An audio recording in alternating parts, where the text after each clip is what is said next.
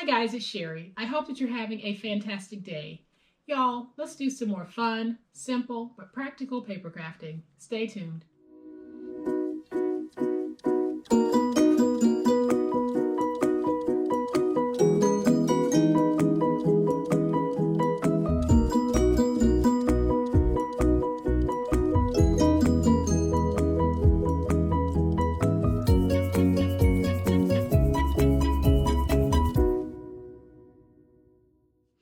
So I'm sure that you guys remember this awesome envelope card combo that we made together, and it is truly spectacular.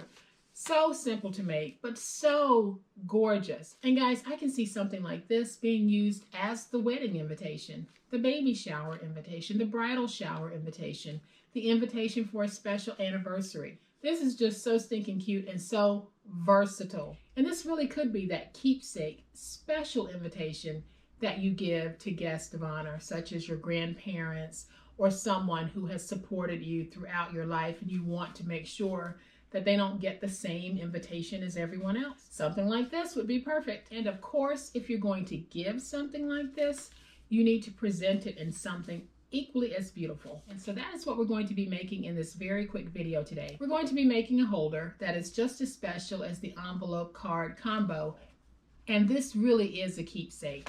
So y'all know what time it is. It is time to make it.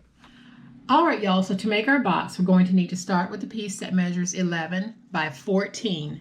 And if you don't have 11 by 14 poster board, you can join two pieces of cardstock together. Just make sure that you end up with the piece that is 11 by 14. And on the 14-inch side, we're going to score at 1/2 inch,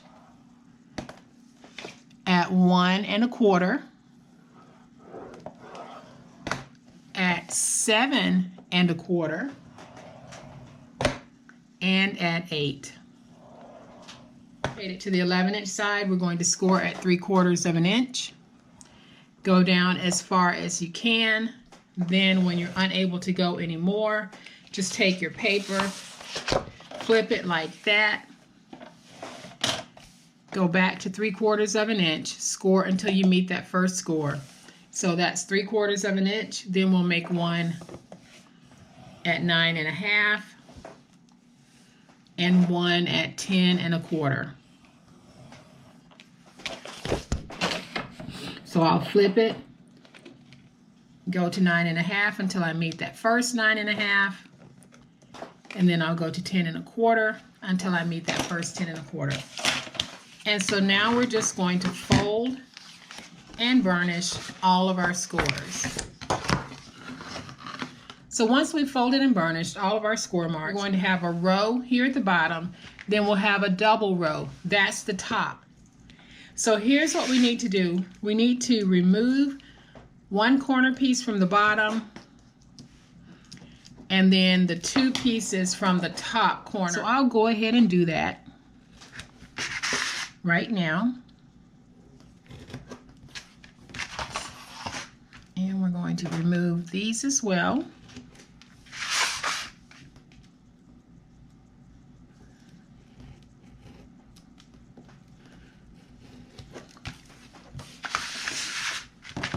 And so this flap will become your glue flap.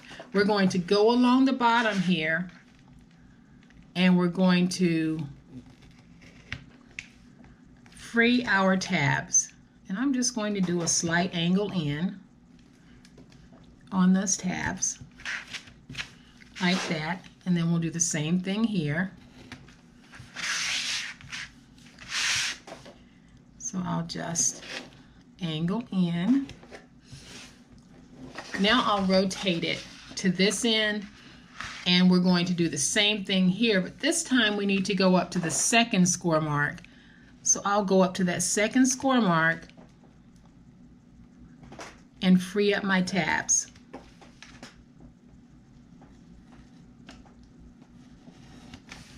And then I'm just going to move these two pieces out of the way, because then we need to reduce those tabs. Then I'll angle in just a little bit.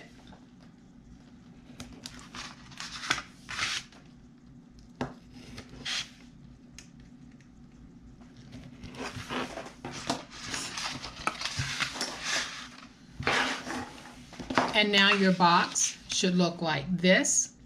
This is where we're ready to start putting the box together.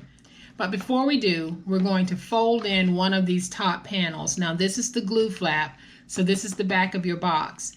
This flap here on this end, we'll just take it and we're going to fold it in just like this.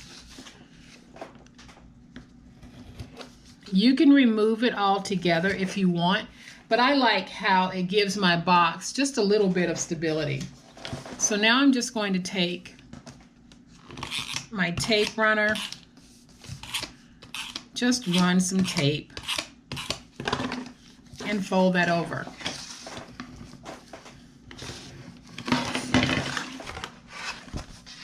And now your piece is going to look like this. Now I'm going to use my punch just to punch out a little opening.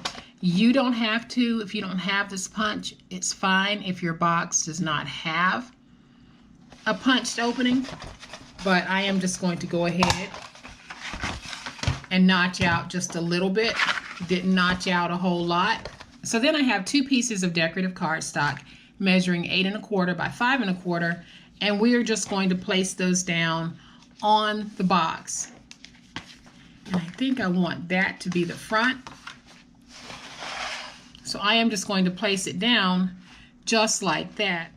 But I am going to go ahead and just punch my opening again so that when I put that down, I'll have it nice and even. So now I'm just going to cover these 2 8 1/4 by 5 1/4 inch pieces with tape. You can glue these if you want. I am going to use tape because that's what I happen to have out right now. And I get a lot of questions about when to use tape versus glue. If I'm covering a large piece of chipboard, I'll use tape because I don't want to risk that board warping. If I'm making a bag or a box that is going to carry considerable weight, I'll use glue.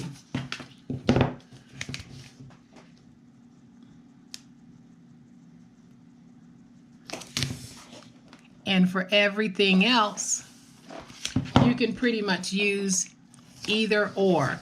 You'll see me use glue versus tape on a box like this because that's what's handy.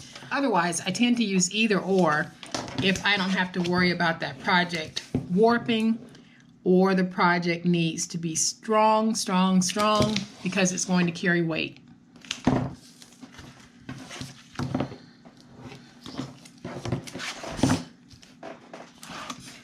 We're going to place this down and then we can put it together. So I am just going to take my pieces, place them down, trying to get that white space nice and even. And that's the back of my box. Now I'll remove the tape here from the front.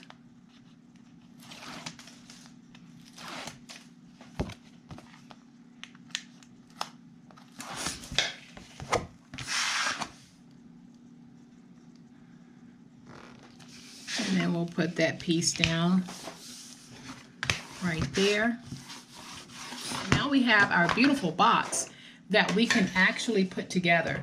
So I don't have any thin tape out with me right now. So what I'm going to do is I am going to use my glue because either one will work at this stage of the project. So I am placing my glue, and now I'm just going to take my flaps. Let's get them matched nice and even.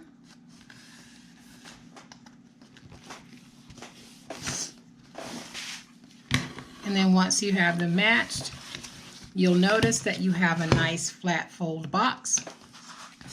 And now we can just go ahead and glue the bottoms in. So I'll fold in those two sides. This is the back of my box, so I'm going to make sure that I fold that in next. So I can take these two. I'm going to add just a little bit of glue on those teeny tiny tabs. I'll fold the back in just like that. And now I can take my glue, place my glue on this piece, and now we can fold it and we can get our box nice and stuck. And isn't that a beautiful box? And it's so easy to do. Now, one thing that I did forget to do that will make it easier for closing this is I am just going to round these edges just a little bit, because that's just going to help the box close easier. So now we can push those tabs in and close our box.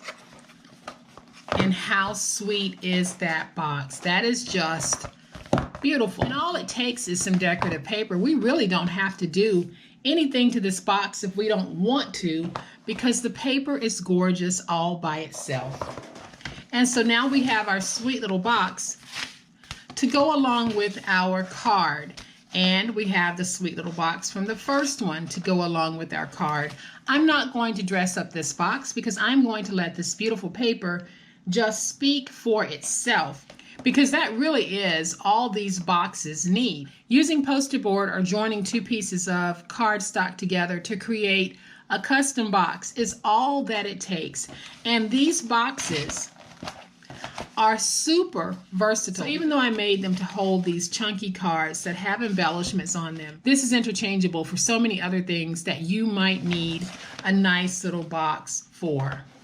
So I hope that you have enjoyed this super quick but super fun, super beautiful little way that you can make a box to hold your custom envelope card. And guys, if you have liked this video, please hit the like button. If you are not a subscriber to my channel, I would love to have you join this amazing online crafting family. You guys, as always, please be safe, be kind, happy crafting, and we'll chat later. Bye.